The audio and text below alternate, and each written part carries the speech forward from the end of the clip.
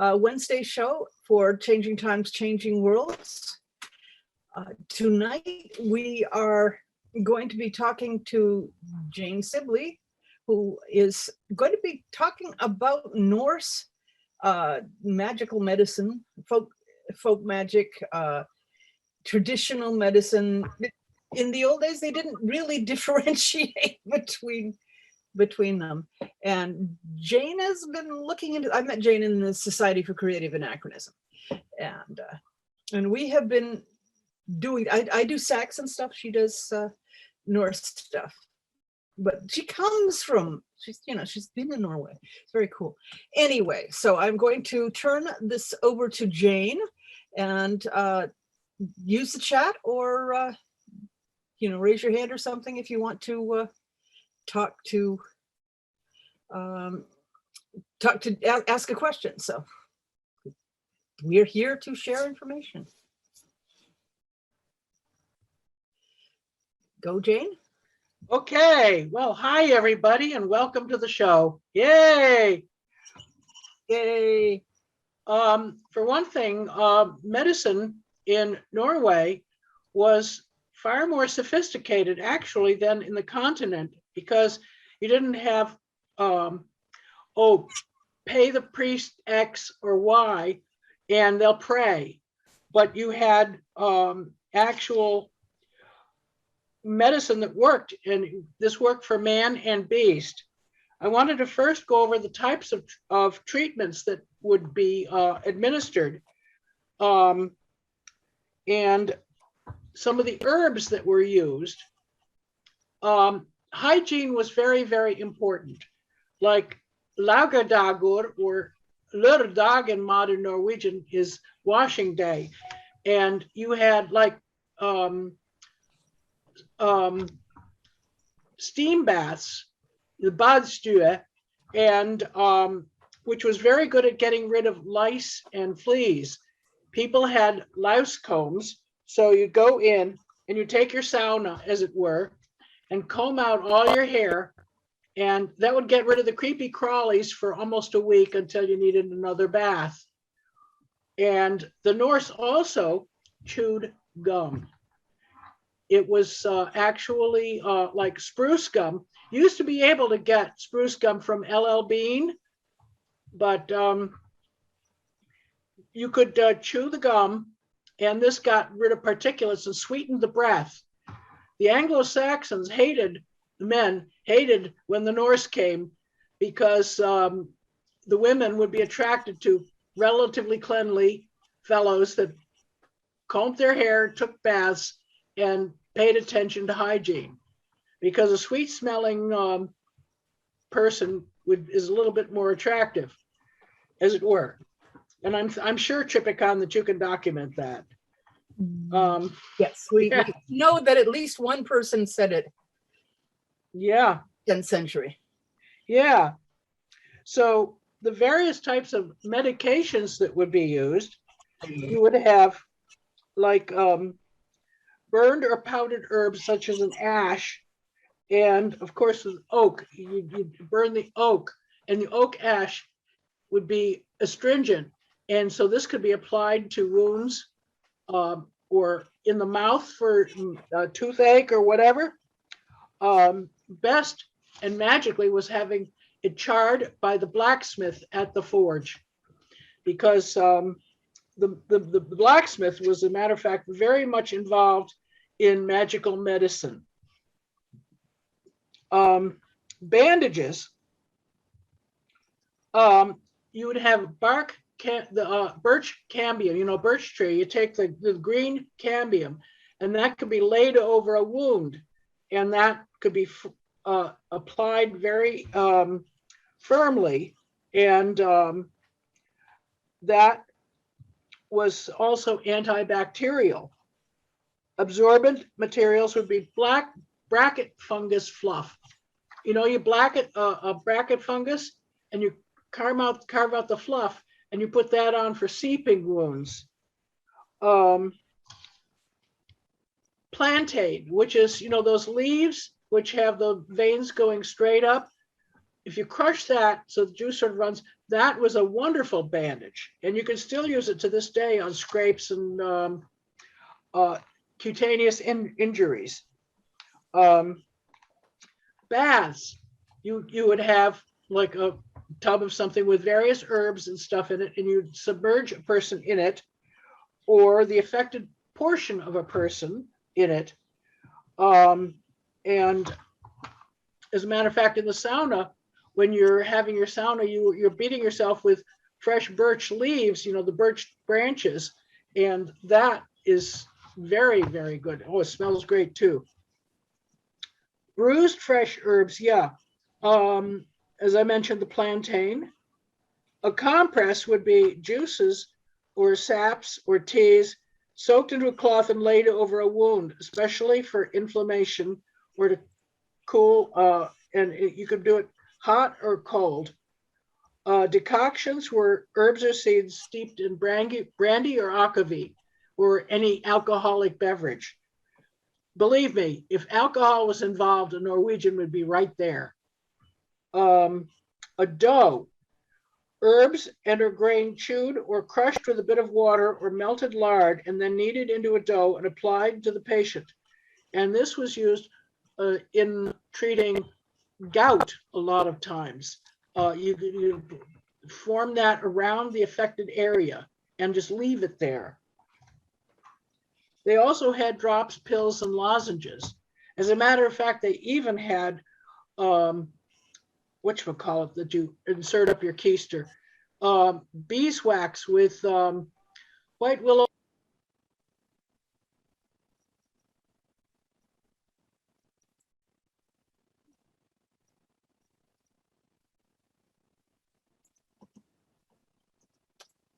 Oh dear, it looks like Jane's connection has dropped.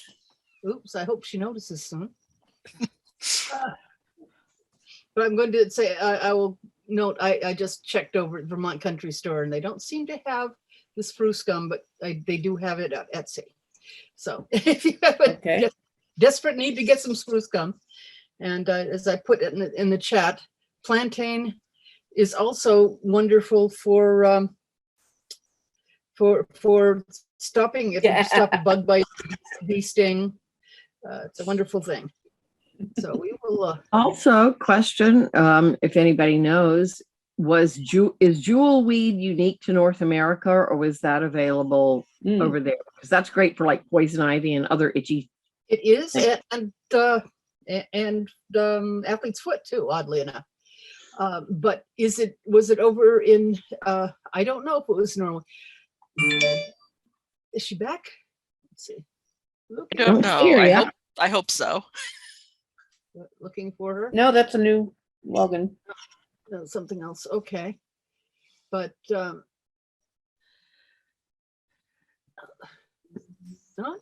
seeing her yet.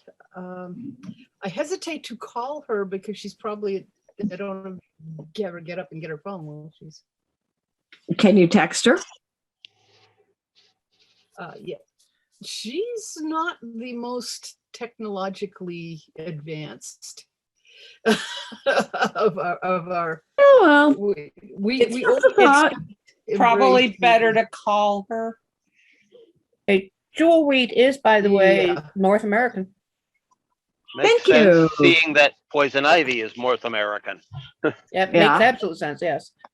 And boy, is jewel weed wonderful. Unfortunately, if you start seeding it across the pond, it'll be an invasive.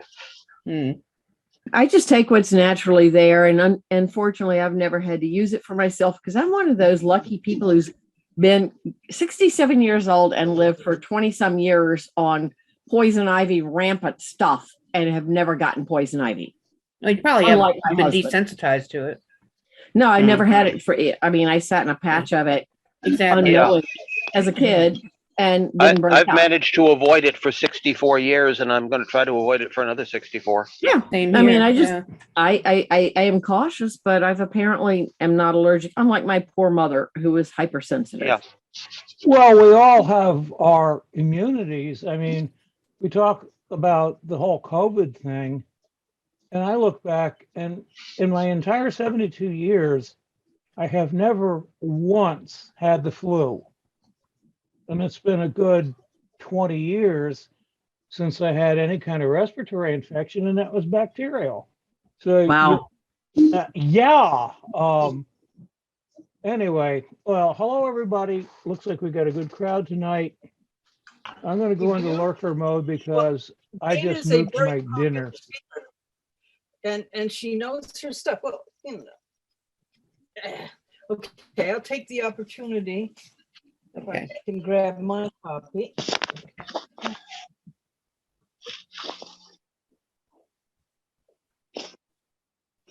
I've been looking into studying string figures in various cultures, and I've learned that there are Scandinavian string, well, not string figures, but knots that would be used to tie on different parts of the body to bring on healing.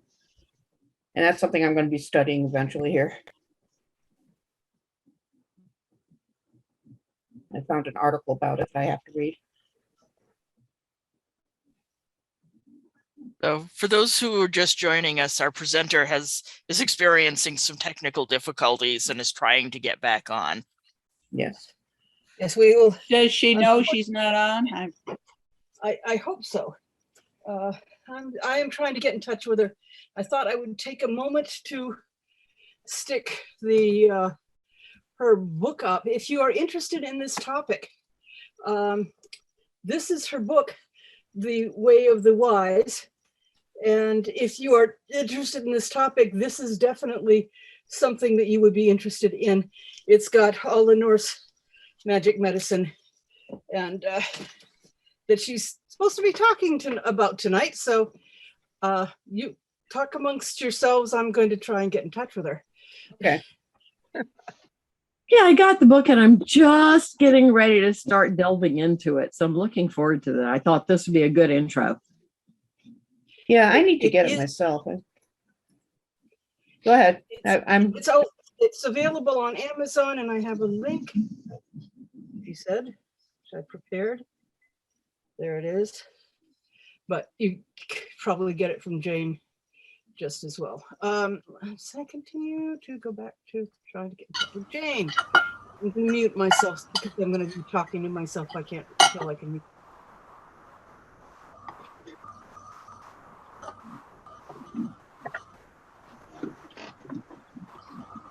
Ask intelligent questions of each other.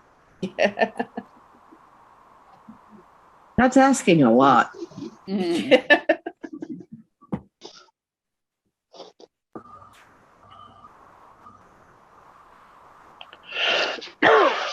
So does anyone here practice Norse traditional magic or anything of the type?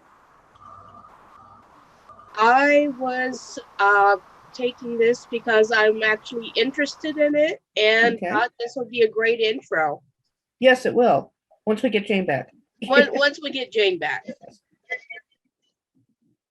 Otherwise, almost certainly we'll be able to get her another time as well. So. What, did we lose Jane? We lost Jane right before you got here, yes. Her connection seems to have dropped. She just disappeared. Just like two. Oh. Hopefully this doesn't mean she's lost power or something. A huge piece of the East Coast has been, we're sitting over here with severe thunderstorm warnings and severe storm, and it's been interfering with my internet all afternoon. So I wouldn't be surprised. This is a trash day where I specifically said I am not putting out the blue bin because it's just going to blow down the street because of the thunderstorms and high winds we're going to have tonight. She's trying to get back on. Okay. Oh, okay. Good. Yep. I just talked to her on the phone. Oh, otherwise, I just want to say we have a nice crowd here tonight. I'm glad you all came. I'm just a hanger on here, though. Tchipakkan's in charge. I will take the moment. I will transfer from this to when Jane gets back. Do think about registering for the Changing Worlds Conference, which is coming up on November 7th to the 13th. Monday through Friday, we'll be doing evenings, and then Saturday and Sunday we'll do all along full programming. Is it going to be online this year? It's online this year. We have people, we've got Oberon Zell, Diana Paxson. Okay, And I have just dropped a link in the chat for anyone who needs it to go check out the website. And here comes Jane. Oh, good. There. Let's see if we can get her back. Jane, where are you? Jane. There she is. There she is. Okay, Jane. So, Well, she was. There she is, connecting to audio. her computer, I believe, is from the previous century. Yeah, hi, I'm back. I'm It's back. okay. Hello. Back when transistors were made of wood, right? Welcome Yeah. back. Or spruce I don't know what. It just all of a sudden went bye-bye. Mm. Do you remember where you were at? Has anybody got any questions while Jane was gone? I noticed Star asked about that wonderful story from the sagas where they used onions to diagnose internal bleeding. Do you want to comment on that one? No. Oh, well, it wasn't bleeding so much as if somebody had gotten a slash to the abdomen and their intestines were ruptured. If the person was then given an onion to eat, if people smelled the onion from their belly, then you know that the person was, that was it. And your best bet was to just get them drunk and so that they could die happy. Over. Okay. Well, no, you can't be over. You're the guest. Yeah, okay. Well, let's get on to teeth. Dentistry. A bunch of people. Okay. Dentistry. Toothache. They had such a thing called a toothache tree, which would usually be out in the woods, and everybody would know where the toothache tree was. Because if you had a toothache, you take a splinter, ideally of alder wood, because alder, the sap from alder, when you chew it, is red like blood. And so you'd poke that at the toothache and then insert that into the bark of the toothache tree without touching the tree itself. Now, anybody who cut down that tree would get every toothache in the tree. Birds had no problems because they don't have teeth. So that was that. Now, if there was something more interesting dentistry-wise, remember everybody chewed gum, pine tar, or you remember getting it from L.L. Bean. But if you had a abscess, you did the best you could. You tried to push that thing. But if a tooth had to be removed, over to the Smith's place, and ideally, you see, anesthesia was not really known outside of knocking somebody out or getting them drunk as a skunk. So you get your patient drunk, lay their head on the anvil, and have the smith get out his tongs. And poink, and he'd yeet the tooth, and then you have some linen cardings or whatever with comfrey juice in them. Comfrey was called grublad, or growing leaf, and so you would have that in it, sort of nature's crazy glue. So you'd put the gum over the hole, and then put the wad of the comfrey juice stuff on top of that, and then have the person bite down hard. And remember in the old cartoons where they had the thing around to indicate toothache? You remember in Porky Pig and all? Well, that was how you'd have, so the mouth would not open, particularly if the patient was drunk. And that would seal so you would not get dry socket. It just sounds so much like a modern bite pad that they give me at the dentist after an extraction. Yeah.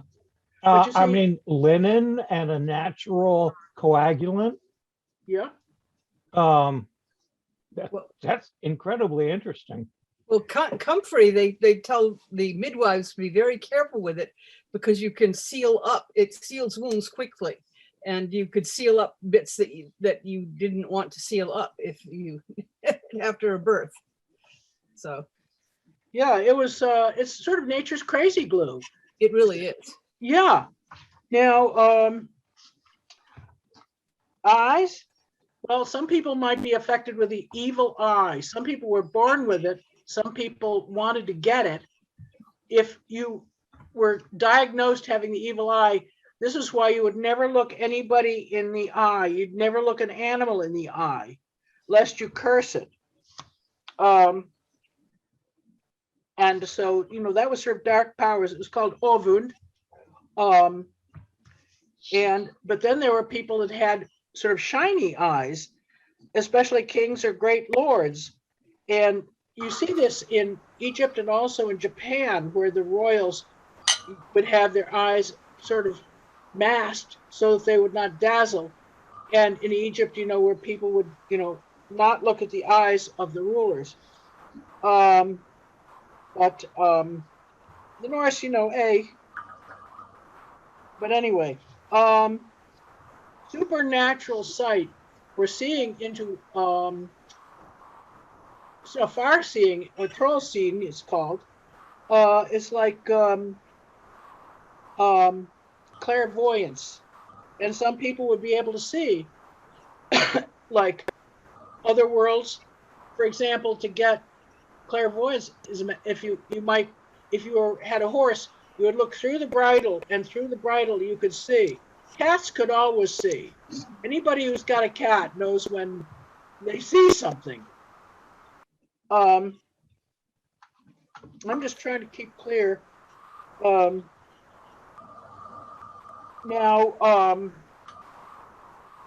some of the spells that would be done, a lot of the stuff that's been documented since Viking times are Christian.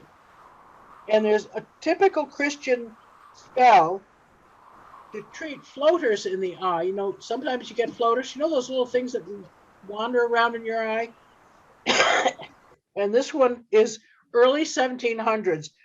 I'm not going to read the Norwegian, but the English said, and remember, Mary was very powerful in healing magic. You see her a lot, and she is the healer. Mary walked along a path. She met her blessed son, Jesus. Why are you stooping? Why are you drooping, my blessed holy son? I may well stoop, I may well droop. I've gotten a fleck in my eye. Sit you down, my blessed son. I shall cure that fleck in your eye. I shall heal it and put it into the earth. So shall I cure you. Thus Maria cured her blessed son, Jesus. And you will have a lot of these epic spells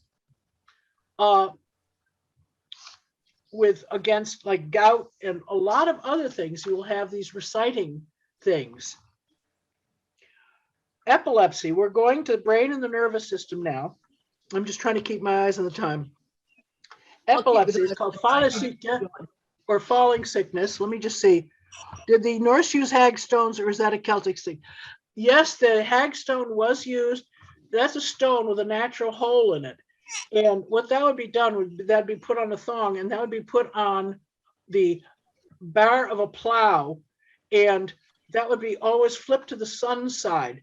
And so that when the thing came to the end and then came around, you'd flip it to the other side so that the crop would grow well and not be cursed. But this is not exactly medicine, but this is, you're into farming magic, which is another topic. Okay, epileptic seizure. What you do is, you know, some people get an aura, they know, and what you would do, it was, the moon was sometimes thought to bring on such things. Lunatic, right. Or the Huldra folk. And so usually people would say, recite Our Father, or say Jesu Nam, in the name of Jesus, trying to avert the evil. A whole bunch of stuff. Yep. But Excuse me, folks. Could you mute if you're not speaking? We're getting some background noise here.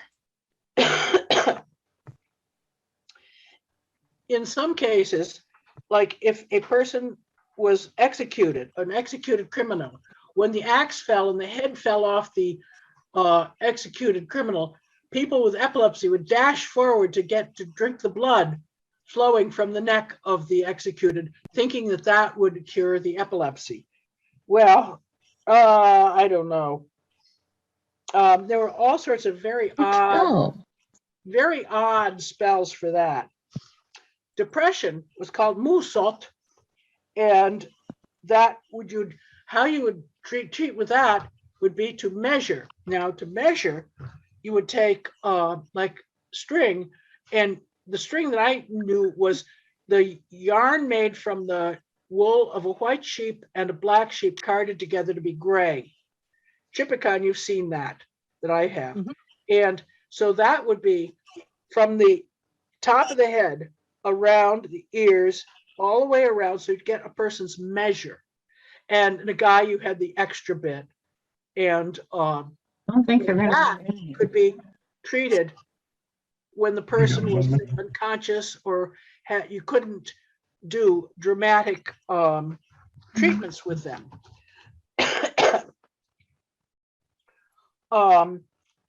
To measure, you would recite a spell while measuring, and if the string was too short, the patient would have the ailment for as many weeks as there were thumb measurements of the shortfall. And then you could do a counting down also for the depression. And you say, go ut slet, ut 6, 5, 4. You go completely away, 6, 5, 4. Then AHH would be like Heilige Om. It would be the sacred names Christian, with the same words as the 3 first ones. Then go completely away, 3, 2, 1. So you'd have counting downs.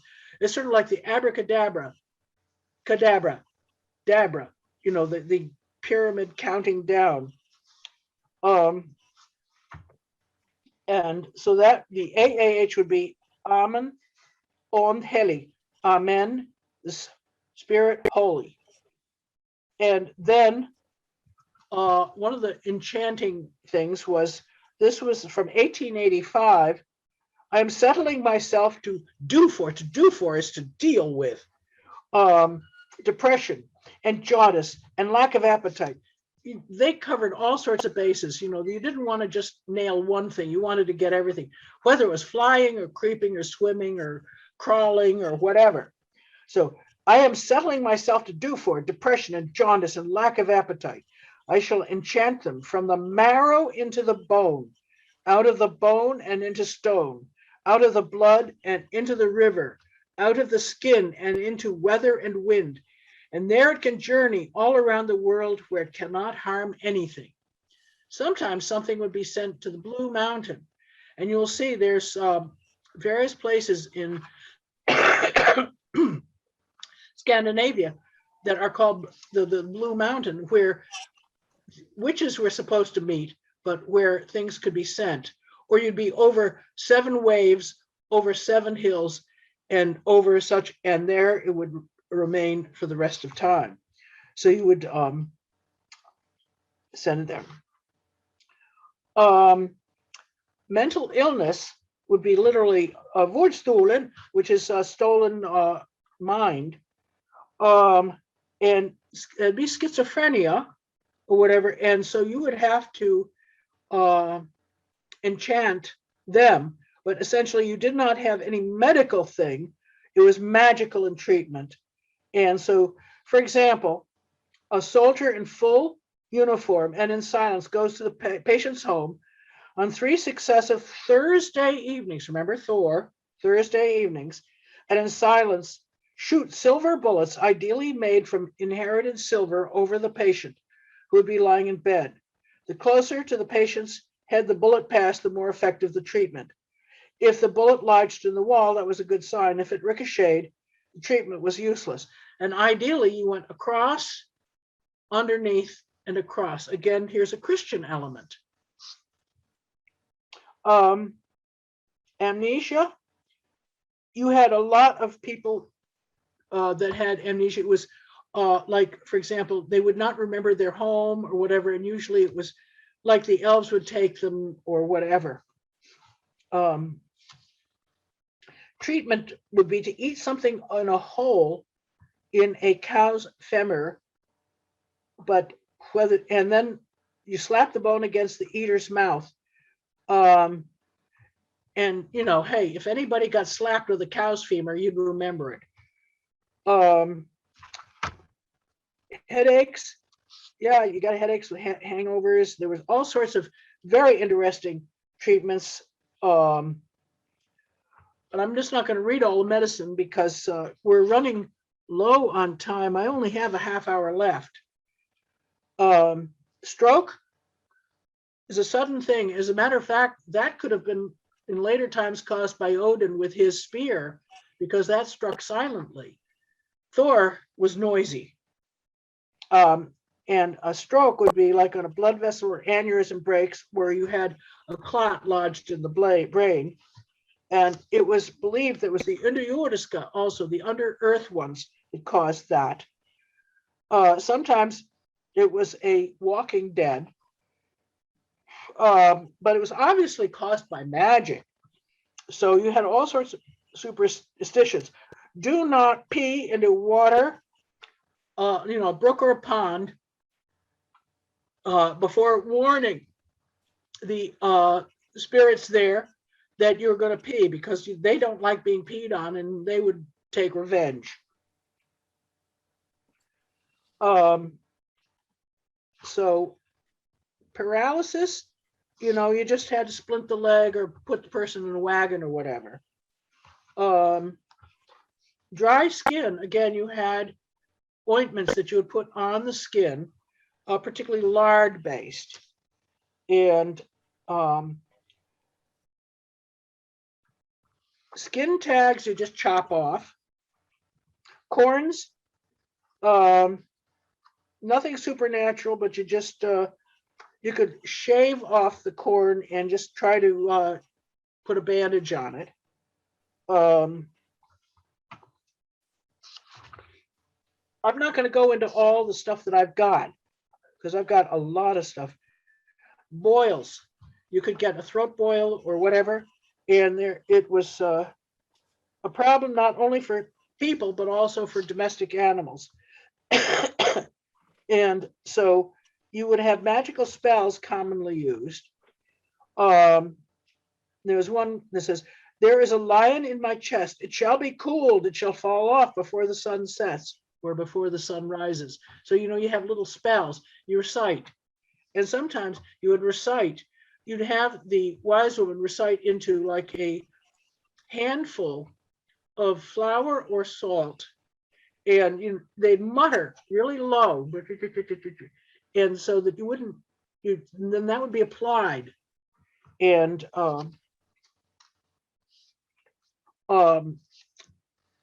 sometimes there was one, this is 1872 spell, and the wise woman was summoned. The priest had a throat boil, because you can get boils in your throat. And so she said, "I will sign you with grain. I will sign you with hay. If you cannot live, then you shall suffer death." And the priest's wife started laughing, and by gum, the boil broke, and that was it.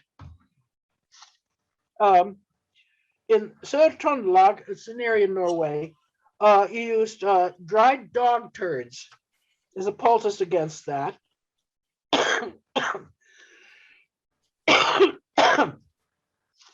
All sorts of things there. Shingles, fibromyalgia, caused by herpes zoster, herpes zoster. And what they would do is, since your skin was theoretically burning, oh yeah, pumice stone would also work, but you don't have pumice in Norway. You could have a whetstone, but more you just sort of shave. Okay. Now for fibromyalgia, shingles, which you feel like your body is burning, what they would do was take you, again, here's magical treatment, take you to the smiths and lay the patient across the part of the forge where it wasn't actively burning, and have the smith's bellows blowing on the patient to magically take that away. Theoretically, that should work, but and sometimes he would take the bellows and suck up some water from his quenching vat, which had metal in it also at the bottom, and was very rich in iron, and that would be blown onto the affected area. Note that people who had bleksot, or that were anemic, or people, women who had heavy menses, or a lot of them were people that bled a lot, you would want them to drink bog water, where you'd have the iron in the bog water, or from the smith's quenching vat, which was magical. And ideally, the smith's quenching vat also had water that was added from a Thor's Day thunderstorm, because the god had actually touched that water. That would be added to the vat, and then would, by the law of infection, would infect all the waters, would all become Thor's water. This would be used for medicines, for washes, and was extremely powerful. But you see, they knew about the iron in the water, and so this was getting iron into the person's body. Warts, you just carved them off, lived with them. Or your theater, or you touch them with a toad, and hopefully the toad would take them away. Or you would take a pebble from a graveyard and touch that to the wart, and then hopefully and rub it around and try to get the essence, the magical essence of the wart into that, and then bury it so that the dead would take it away. Skin ringworm, skin parasites. Take fasting spit on the finger and draw it around the sick spot, winter shins, and say, ringworm, ringworm, with all your little babies, from 9 to 8, from 8 to 7, you do the counting down. And you do that 3 mornings, each morning thrice. I would do a different treatment, but that was a magical treatment. But you didn't really have a good treatment for ringworm that would actually work, people would think. But, various things could be applied to the skin there.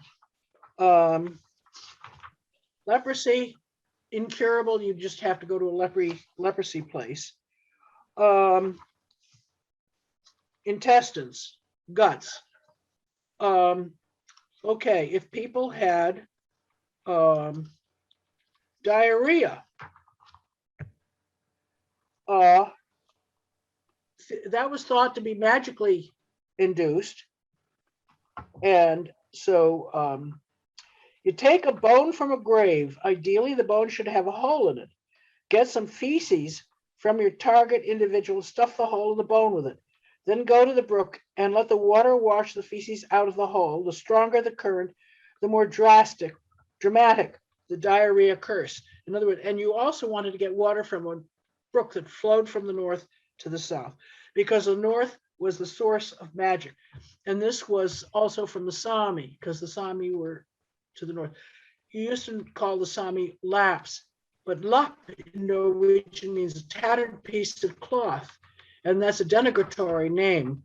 So they call themselves Sami, just like the Navajo call themselves Dina, the people. Herbs used to treat diarrhea include potentilla, which is also called teperut, which is stopping root, which is rich in tannin. So things that are rich in tannin, like, birch bark, opium, poppy seeds, if you could get them, oak, ash, and And they also took rabbit pellets like pills. Walnut. Let's see now. Scabies. Scabies. Let me just go back here. Scabies. Scabies. Itchy, highly contagious skin condition caused by a mite. And so generally it was like you would put pine tar or birch tar. You cook down the sap so it's like a tar, and you apply that over where the stuff. Also pipe sauce. I mentioned pipe sauce, which was you take an old well-smoked tobacco pipe and simmer it in milk, and then that would be applied to scabies. So that, there's probably a bunch of other things, but anyway, that was your primary for scabies. Let me see what else. Arthritis. I can look. I'm running out of time. You got 20 minutes. You got almost 20 minutes. Okay, I'll see if I can come back to that. Constipation. Oh yeah. What you do is sometimes eat horse harness leather, right? Mouse droppings, cream milk or melted butter, ale yeast, bladder campion, boiled mundane. Best known was black elder bark. You scrape from the top down, and that would loosen things. If you scrape from the bottom up, that would tighten things. Gunpowder also, you chewed and swallowed blasting powder used in mines, which theoretically would get rid of the constipation. At least so they thought. You want blasting powder used in mines as opposed to firearm powder. Hemorrhoids, okay, oak bark in simmer and beeswax, and you make it into a suppository. Add chamomile and white willow bark, Salix alba, which is like aspirin, as it were, and put it up where. Urinary systems. Well, kidney stones, either you passed the stones or you died in agony, but there was a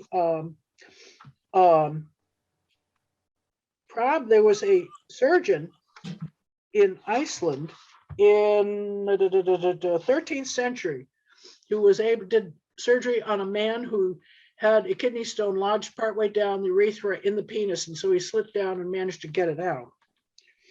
But past kidney stones would be ground up and administered to the patient to ward off future ones. Some men have problems with their urination.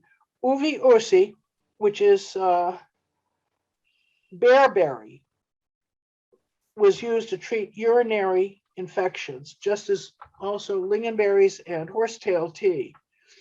But some men, their prostates have problems, and you'd have to sometimes just massage. I hear crickets.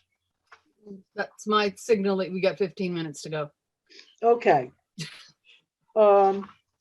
Circulatory system.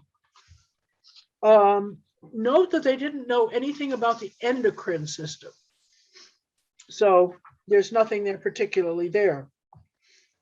Blood and blood vessels.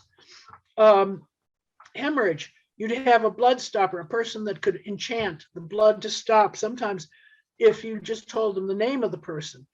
The Sami were noted for being blood stoppers, and also the Finns.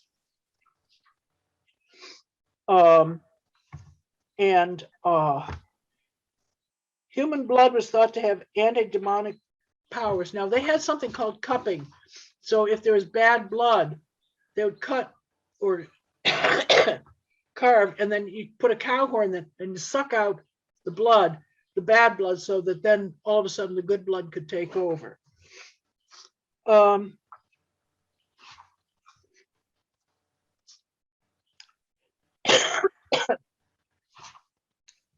nosebleeds.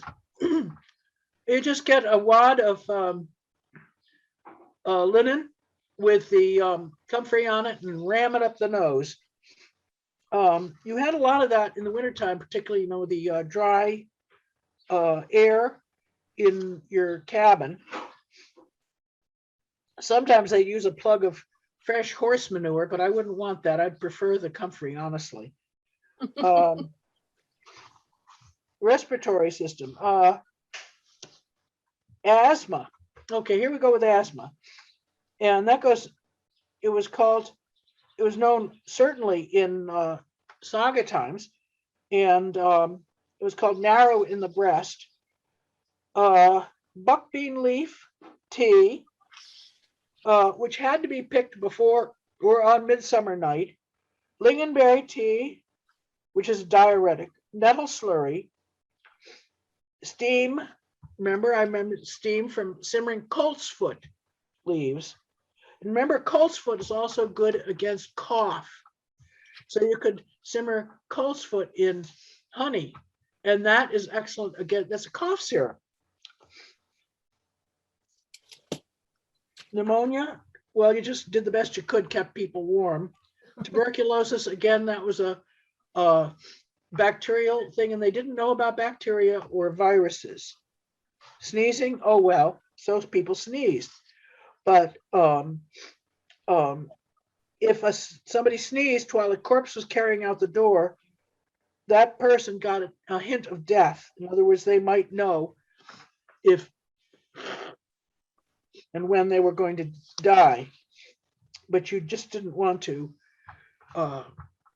It was thought when a person sneezed, and this is in Christian times, that the spirit, your soul, would go out your mouth and come back. And so if you say, Gud bewahre thy, God preserve you, or Gesundheit, the state of being healthy, or God bless, that would enchant so that your spirit could come back in and not be snatched by the devil or the evil ones. Sore muscles. You just sort of work them.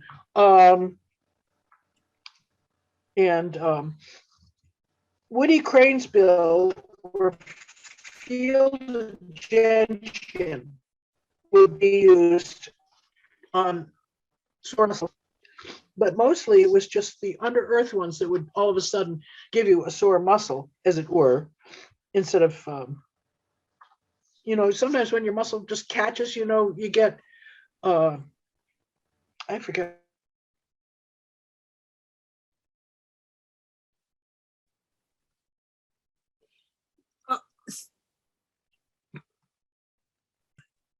Did we lose her again?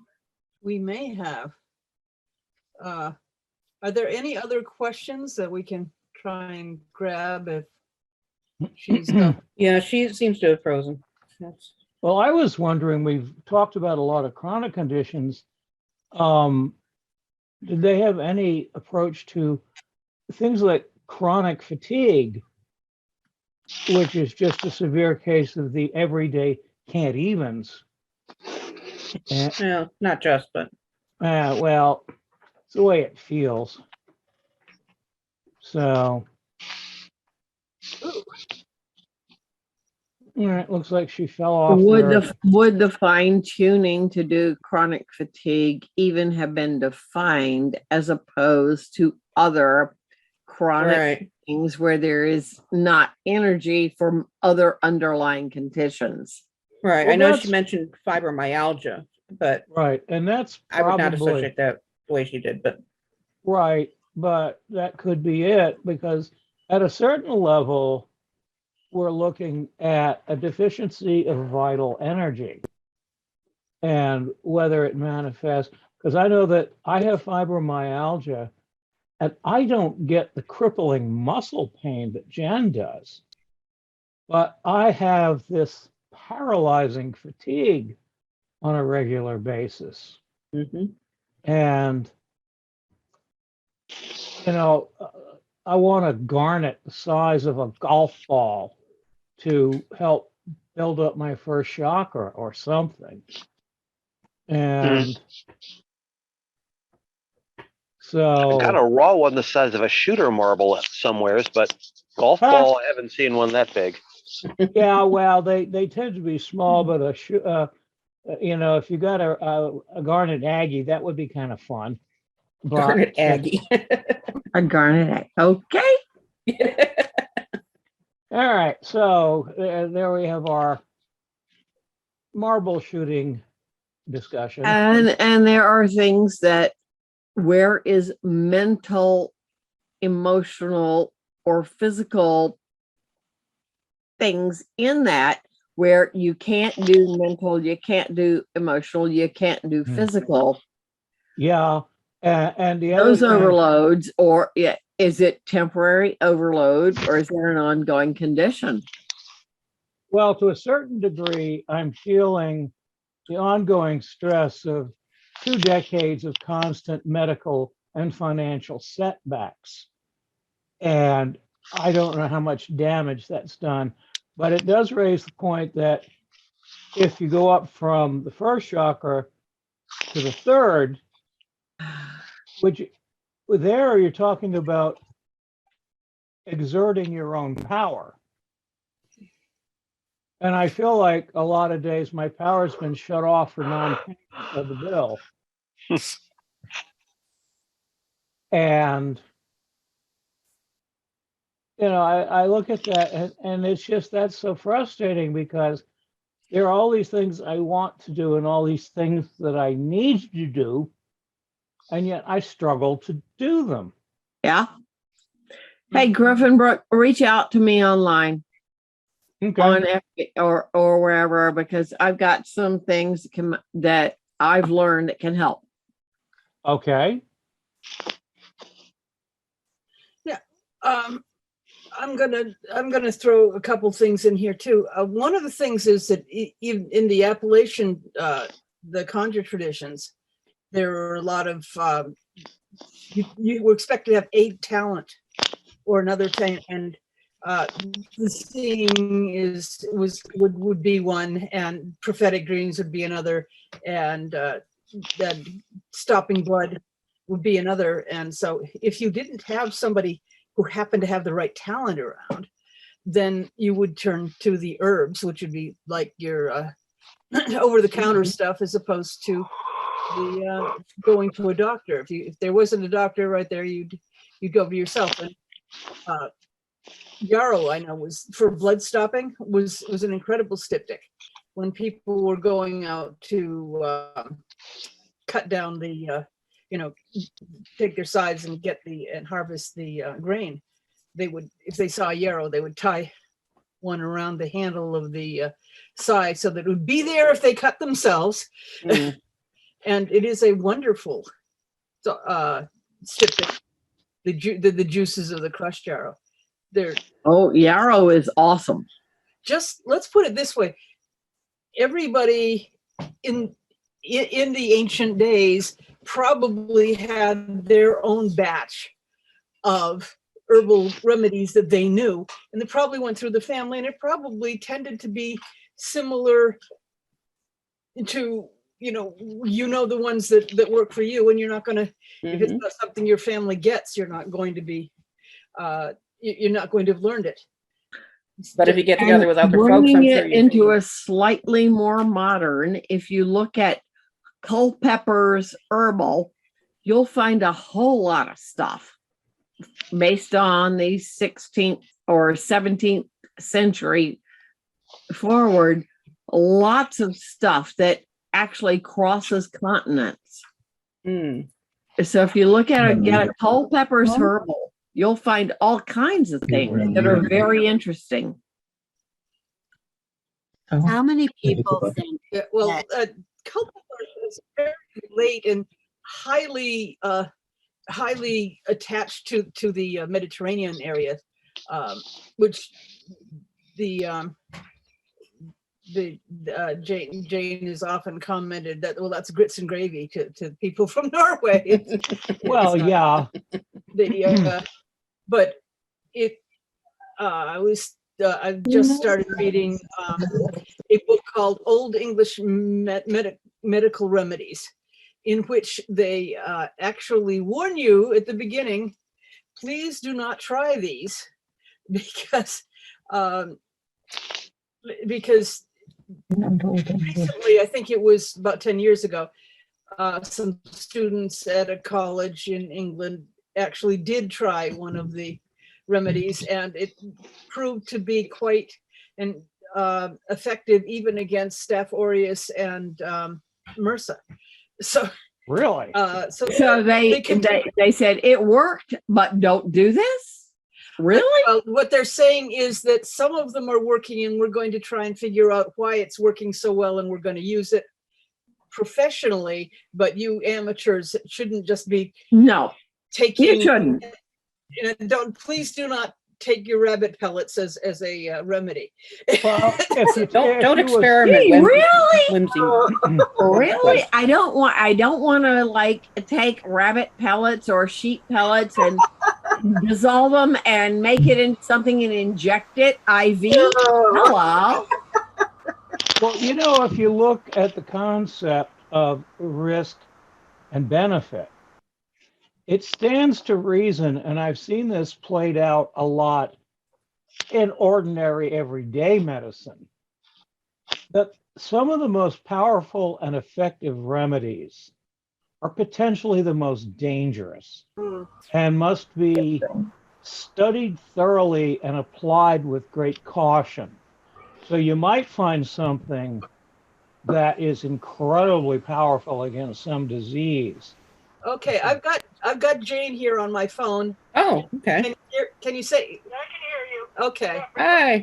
Hi, Jane. Hi, Jane. Yeah, she can't get back on. So, okay. Do you have any final thoughts you want to share with us? Well, I've got a lot of stuff in the book. I have, there's just so much more. But I think that pretty well covered what I was going to cover tonight. I don't know when it cut out because everybody's pictures went just quiet, just still, and I don't know where it left off. Yeah, well, we've been chatting behind you and behind your back. So, but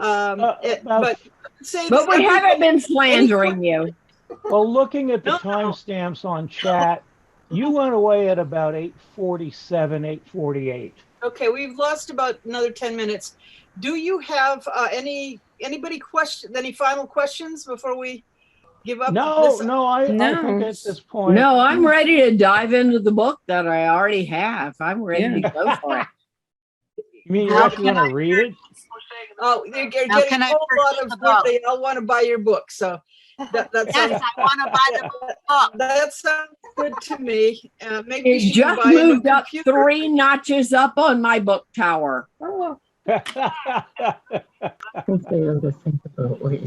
as always, Jane, that was an excellent performance. Thank you, Jane. Getting a lot of compliments here. There's a kind of a jumble, but everybody thinks you're wonderful. And so we'll have you back. Love you, Jane. You are awesome. Well, you always do a good presentation with lots of crunchy bits in it that we all need. You do a brain dump that it makes you go, okay. Yeah. I can't suck quite that fast, but it's good. I like it. Oh no, we'll have to have you back. You guys want to hear? You missed the birthing. She apparently was about to go into birthing. We missed that. Oh. What? So we'll have to keep her back, right? New subject then. New subject. Okay, we're all mothering and children. Yes. Mothering and children. Yes. Birthing. We are now at 9, and so I'm going to wrap this up. Thank you, Jane. I'm sorry that it just. Oh yeah, we cannot fault you for the computer. We'll have to get you a younger computer, one who's only in its teens. Or we can blame our cable company. That or your cable company or somebody's, Wi-Fi or whatever. The funny thing is, I've done Zoom meetings a lot, and this is the first time I've gotten kicked off like this. Oh wow! How frustrating. I feel so special. Okay. Well, Brooke, you're so Thank cute. you. And thank you, Jane, and thank you for everybody who came. Do reserve for the conference, and look forward to seeing you next week. We're going to be Mama Kimball is going to be talking about raising pagan children. That's going to be a And good one. thank you, Tchipakkan, for hosting this series. Some people who have experience with it, maybe Debbie, I'm looking at you. I'm raised pagan grandchildren. Yes. Okay, so I'm going to push the button, and you don't have to go home, but let's see, where is the button for stop the recording? Oh, thank you for doing this. And thank you.